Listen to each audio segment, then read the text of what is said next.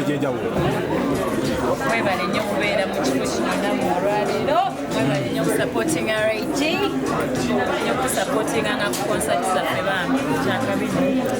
Tukulabye ng'obeereze n'obeererawo Reggie.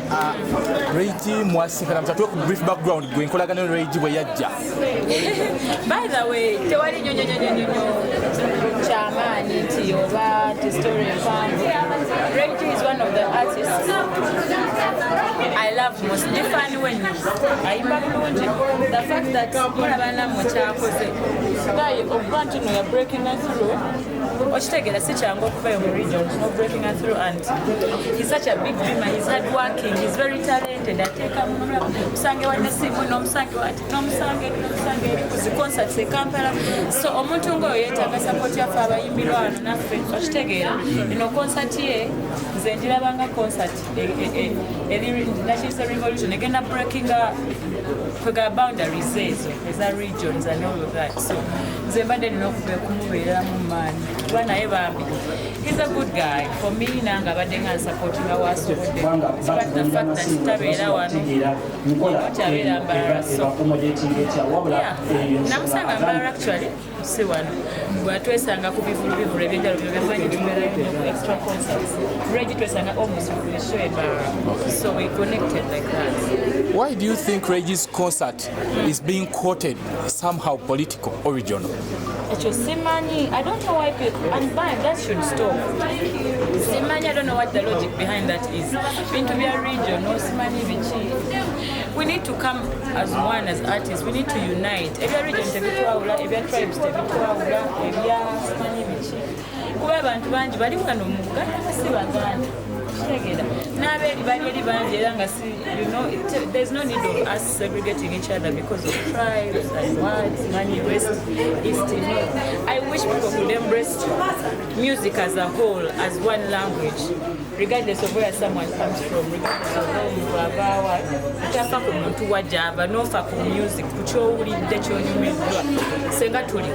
kubanze ndaba abantu abasingako musendera kyekkola tebajja kwagala miskindi kuba nti ava wali ne batayagala wali babaagala bonna nti kubanga bayimbi ba Nigeria tuli bayimbi ba Uganda mututwale nga bayimbi ba Uganda kitegeera tubeere bumu bwe tutyo. That's the only way we can work together united as one, regardless of our tribes, regardless of our regions, regardless of anything.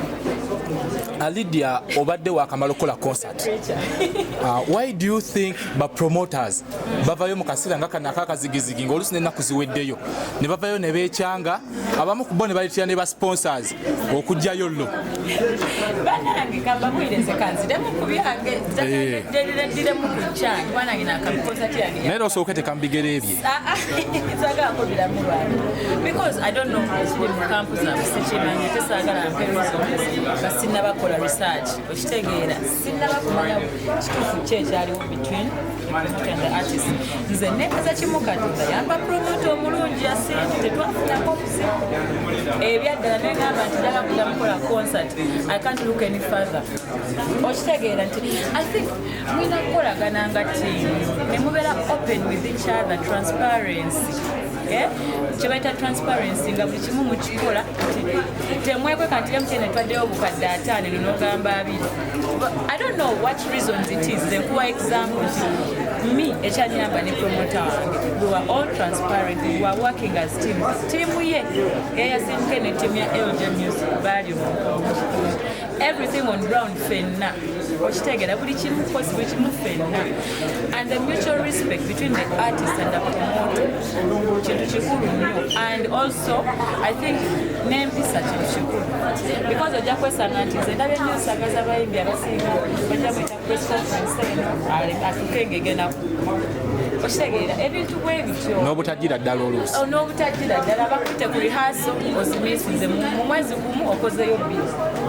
So also ne promoter naye n'ogenda mu basponsor ne bakuwakana akasente omuyimbi n'omugamba kala oba kwegamba. That's what I'm talking about, the transparency and the mutual respect, the teamwork. tubalabye abamu zibayamba naye si Lydia Jazmine. The music wange ye yannoyogerera, that's all.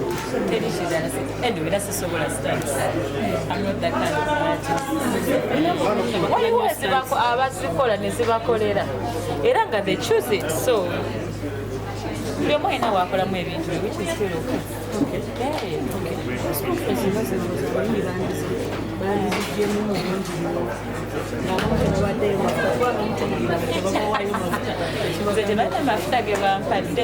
Because let me tell you anyway, you know, but then for example, that was my first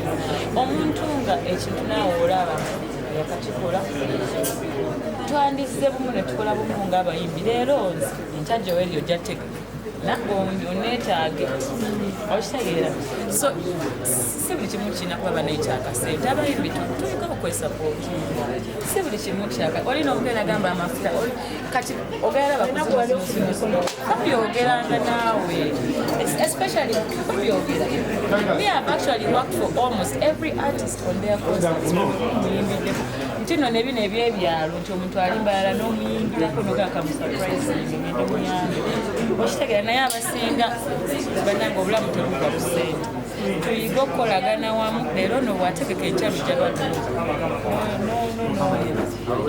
senga tukolagana wamu ekyo kyogula tebo nakyogera ne bagamba kusinga abantu tebo si zakusinga naye gwe balamu tuli abayimbi bameka osobola tumalayo abayimbi abiri musobola okugulayo abiri abagula tebo fefe buujo baani concert ezijja nemwekwatagula nemusupportinga because pressure ebeerawo mwe temugimanyako so bwe muba mwesupportize ng'abayimbi first fefe nyini tulina okwesupportinga then we can call up na fans okitegeera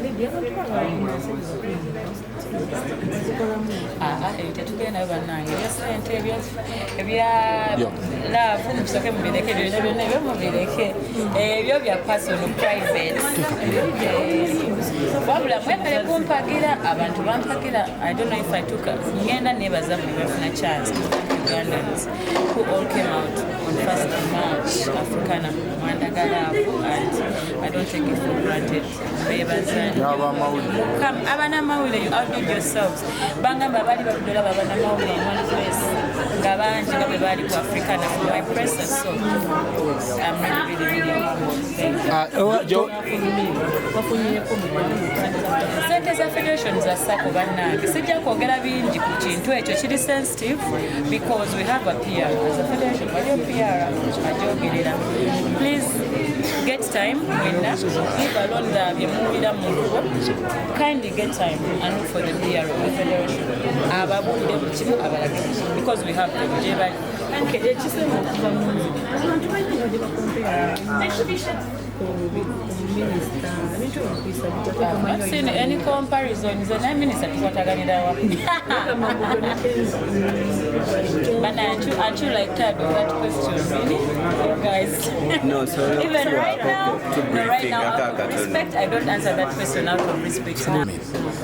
Wali mukwano gw'omugenzi radio n'akyaliwo Weasel. Apparently waliwo videos ezirabika nga Weasel is not okay. Oyogera naye yiwe oba oyogera naye ali mu mbeera ki? Nasembe kwogera naye 2 days ago. Okay. Oyo muganda wange ddala wange era namubuuza are you okay my brother? Ali bulungi. However, I saw that video and whoever records those videos omuntu yenna nga ali mu condition where the public figure is so wrong. Because banegamba bwire wali ofiiriddwako omuntu ng'akubona mind you no ye muntu beerabira naye everyday like everyday mu career everyday leave alone the career newaka buli kimu baali bati so I don't think he's in a good state ever since that time then about getting over his brother we should give him some privacy olaba nga break is down at some point mumulekele him be kubanga fena tuyita mu bulumi obw'enjawulo oba wafiibako maama wafiibako taata muganda you know what that pain is So abantu batatuna ba privacy bambi. How do you report someone in a state? In a state like that. Shibi nyonyonya abakikola because of likes and comments. We should do better. Bagamba yazze maka ga mulala. Mwagala nnyo era we got him. Bagamba mu recordinga eri gye yagenze. Kamera zibeerako 24/7. Sagala kuba comment question. Ku Fagone. Just I've told you one thing to get try to understand people and let them think. Togera kulimba ne wa Pastor Bugembe.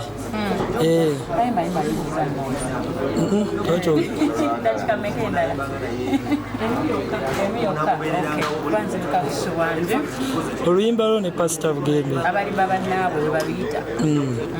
So far, Lydia. Batolulaba. Kuba beewunya engeri gye wakwataganamu naye. Oyo pasita wange nsabira ku worship house. N'ebigambo bye wayimba abamu balina bwe babiri. I know where you want to go. Kambayambeko mba yangu is to the point. Olimba twalukola emyaka 2 emabega. Kati temutwayenga lufuzinga somewhere we mwagala olunyigawo tetujjaawo. Twalukola emyaka 2 emabega. So during some katiza mu church, pastor yakayimba mwakalaba akagulira mu TikTok. So that's how we decided to get the song out.